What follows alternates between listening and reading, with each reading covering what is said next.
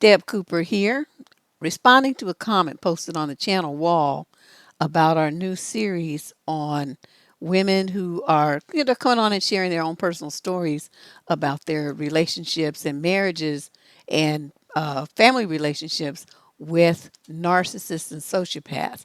It's been very, very interesting, but it has evidently caused a few issues in women, even though they're happy to hear it. They're happy to know that they're not the only ones who were experiencing these problems, which was the entire goal of the series. There are still some people who are somewhat triggered by it. I've received more than a dozen emails and plus this comment, like I said, that I saw posted on the wall. And that's what did it. I said, okay, it's pretty easy to ignore one or two at a time. But when you get over a period of 3 or 4 days, more than a dozen communications about a series that you're doing and everyone is saying the same thing, I felt like I needed to take a moment to address it to kind of help you guys deal with what you're finding out about yourselves and learning about other women. So this particular young lady posted, her comment said, "These conversations are so triggering for me.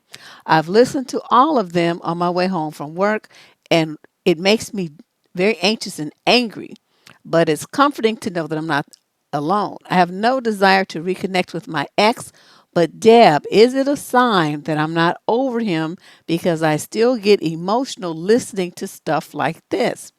I mean, I don't cry, but it reminds me of what I put up with, and I start feeling lots of embarrassment and regret. When will I stop feeling such shame?" And then she closes it out by saying, like I said before, Deb, you've saved me and thanks again. And she signs it. Her name is Melanated Misfit. First, young lady, I would like you to change your screen name. I mean, it may be cute, but with what you have going on, that is reinforcing, and you may not even be aware of this, is reinforcing a negative image of yourself. I want you to change that immediately. The melanated part is good. Change that last part to something that's going to be upbeat and positive and remind you to feel good about the path that you have walked and where you are now in life. And that's going to be the theme of this video, because what I keep seeing and what I'm hearing from the ladies is that they are experiencing a lot of emotional angst and pain and regret and embarrassment about things that they did 10, 15, 20 years ago when they were not the people that they are now. I think it is very important for us to understand it. That's what growth is. Just think about it. When you were a baby, did you know how to feed yourself? Did you poop your pants? You wet your pants, you wet the bed. You did a lot of things when you were younger and you didn't know any better. That's the same attitude that you need to have about the decisions that you made to get involved with men who were narcissists. Those are the most manipulative, cunning individuals on this planet. And to think that you, at whatever age that was, had the skill set to be able to deal with those men successfully and extricate yourself from a situation like that without any life experience or the knowledge, even half the knowledge that you have now, is foolish thinking. Especially if you grew up in a family like most of the women I've interviewed thus far, they grew up in a family where that was the dynamic that they were exposed to on a daily basis. Please tell me how you, as a teenage girl, a young woman in college, a young woman fresh out of college, are supposed to know the things that you know now. A lot of you are in your 30s, 40s, and even older and coming to the channel learning about these things for the first time, learning about boundaries, learning about narcissism, learning about the games that men can run of you because no one told you these things. You were just like a babe in the woods. Okay? So I want you guys to really, really, seriously, stop beating yourself up about some stuff that you didn't know when all of these things happen to you. Now, after you know and you choose to do something like that again, well, see, now we got to look at you with the side eye, because then that would mean, well, you had the knowledge, but you chose to willfully do something that was going to hurt yourself anyway. So then it's time for you to investigate some sitting on somebody's couch, because there's an issue there that's far deeper than whatever that can be solved on this show. But for the majority of you, it is simply a situation where you didn't know any better. So how do we deal with the shame that you're feeling? I want to go through the full range of what so many of you have expressed, the variety of attitudes and feelings that has been communicated to me via email, okay, or private messages or whatever on social media, like Facebook. Okay, you feel shame when you think badly about yourself. You're sitting there and you're beating yourself up about the past that is unchangeable. There's nothing you can do about the past. Why are you still focusing on it, ruminating over it, and guilt tripping yourself about it? Why are you doing that to yourself? I'll talk about a little bit more about that in a few minutes. When you feel shame, you feel incompetent, you feel weak, you feel powerless, you feel like you're less than other people, other women, people smarter than you, this kind of thing. You disapprove of your actions, of your thoughts and your deeds and your accomplishments. Again, you're putting yourself in a category where you're not good enough, you're stupid, you did dumb things, whatever. You're just pounding yourself over the head with a sledgehammer. You feel badly about your failure to meet your standards of behavior. That could be true. I mean, because a lot of you, you grew up in a certain kind of environment. Your parents taught you certain values and morals. You, as an adult, of course, you have the right to change those, or just leave them behind, adhere to them, change them, whatever you want to do. But that's still in you. That still was how you were raised, and a lot of you seem to feel some shame about the fact that you changed those things that your parents taught you, or you ignored them, and then you had to suffer some repercussions. But guess what? That's what being a grown woman is all about. You don't beat yourself up about it. You say, well, I learned something. I got my head, got bumped upside the head a time or two. I guess it's time for me to dust my butt off and get up and keep it moving. That's what you say. You don't keep laying down, wallowing in it, and beating yourself up about it endlessly. You own it. You take that L like a G, and you get up and you keep it moving. Okay? When you start focusing on shame, you really just don't like yourself very much. You feel inferior, you feel inadequate, and you feel embarrassed, humiliated, and mortified is a better word. You feel guilty, humiliated. You feel like you're a bad person. You're just a bad person. You're just beating yourself over the head with all of these negative things. Between the 13 or 14 of you, all of these different things were expressed in one way or shape or form. You feel a loss of honor and respect about yourself. Perhaps you feel like you dishonored your family name, or you weren't the lady that you were raised to be, or what you always presented yourself to be. You took a left turn somewhere and you're trying to figure out what made you do that. It doesn't matter what made you do it. You did it. Own it. Let's keep going. Okay? Let's keep it moving. You feel embarrassed. You blame yourself for making a mistake. Find me the person on this planet walking on two legs who hasn't made at least 50 mistakes. Find that person for me. Okay? I want to meet that liar.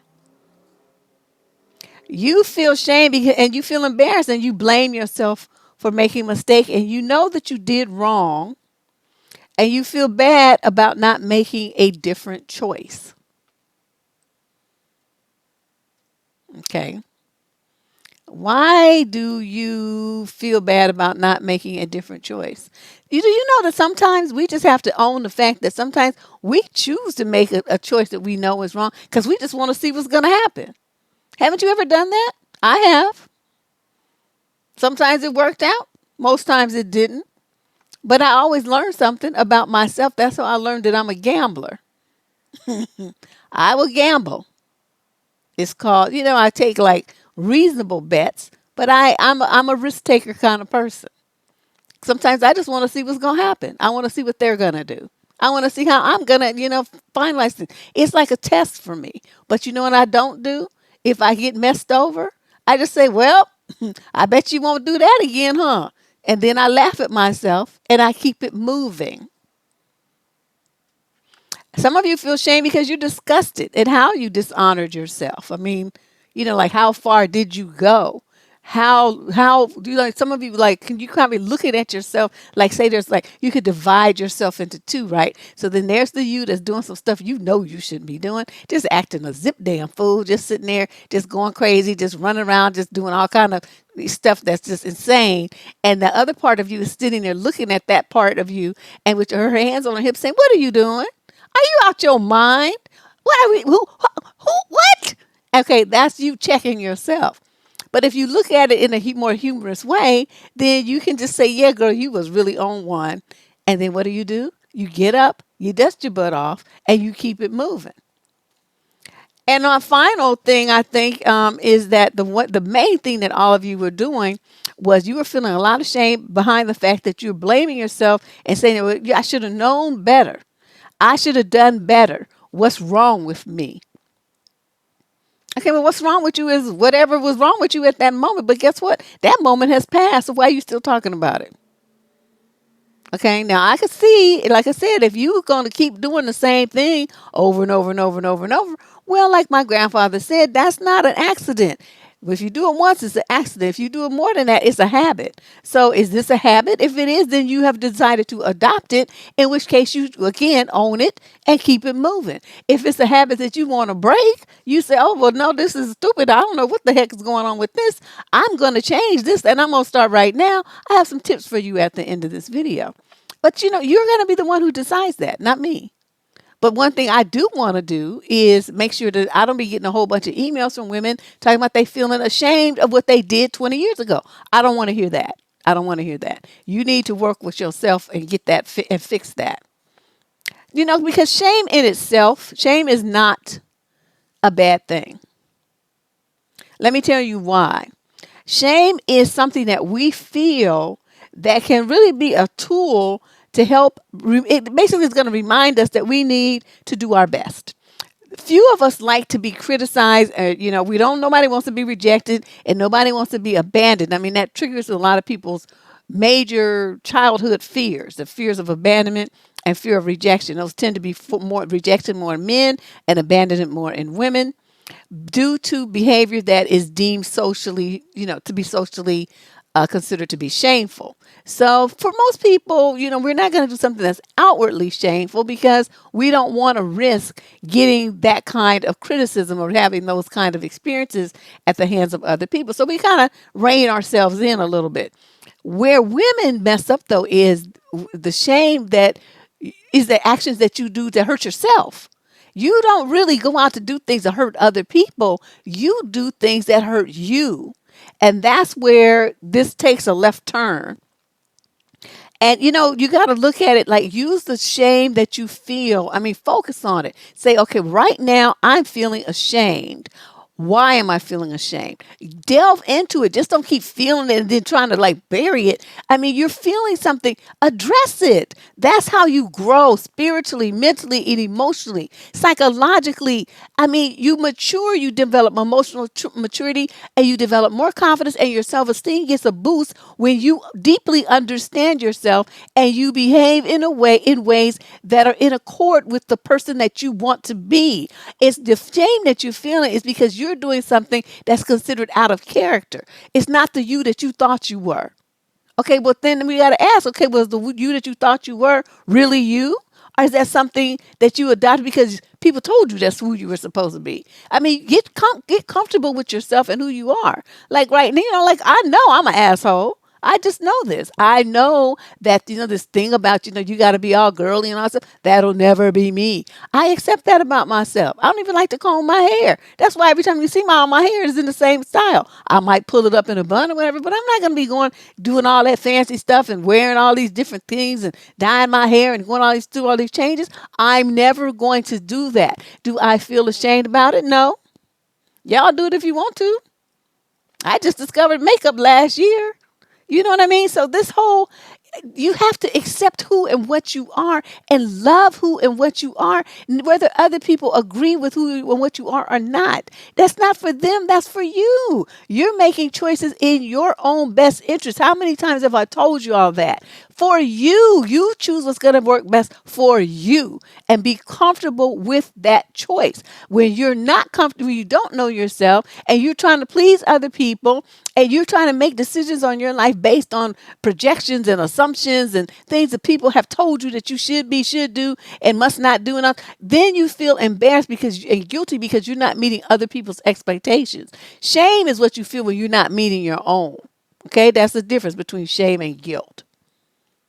So if you use shame in the way that it's going to help you, it would motivate you to improve yourself faster. You're going to do more. You're going to be greater. You're going to reach your highest possible potential because you're going to make choices that will keep you from feeling ashamed of yourself.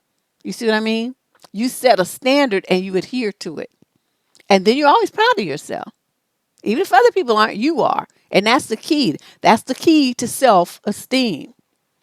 Because if you stay focused on your shame, like the ladies who were writing me the letters, you're too focused on it.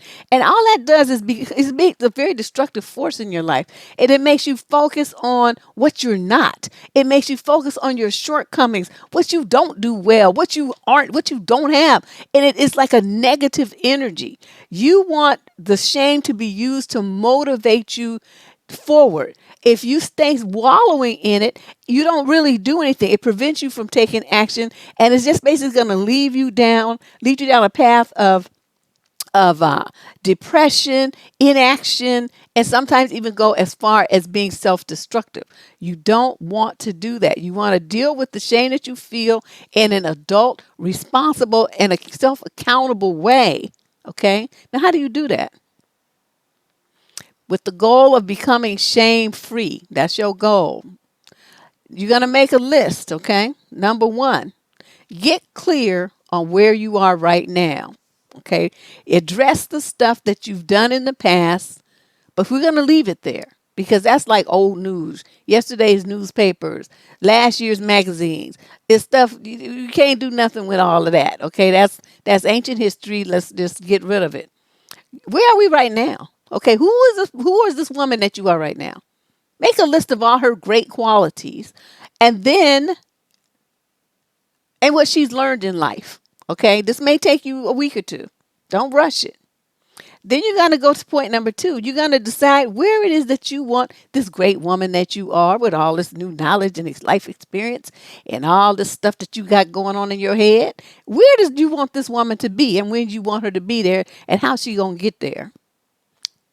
Where you want to go. Make a list of the things that you want to accomplish for yourself. And then on number 3, you want to choose what's going to be the best path to get to whatever that destination is. Do you need to get a second job to make more money? Do you need to go back to school? Do you need to take some courses so you can get a promotion at work and double your salary? I mean, what you need to do? You need to work on yourself, clear up your skin, lose some weight, get some more muscle, address the illness that you have and start eating better so that you can get off medications. What is the goal that you want to do? What's making you feel like you're less than, that you can't be as great as everybody else, that there's something wrong with you? What can you do about it? Whatever you can do, you need to put it on your list and get busy making it happen. And then that's it. Number 4, you just get on. That's where you make the magic happen. You get on down the road and you start making stuff happen. You don't think about it. You don't talk about it. You don't sit there and feel pitiful about the fact that it's not happening when you haven't got off your butt to do nothing to make it so. See, so you just want to feel sorry for yourself. I'm not going to have that. You're not going to be allowed to do that. You are going to try your hardest to be the woman that you want to be, the woman that you can look in the mirror and be proud of.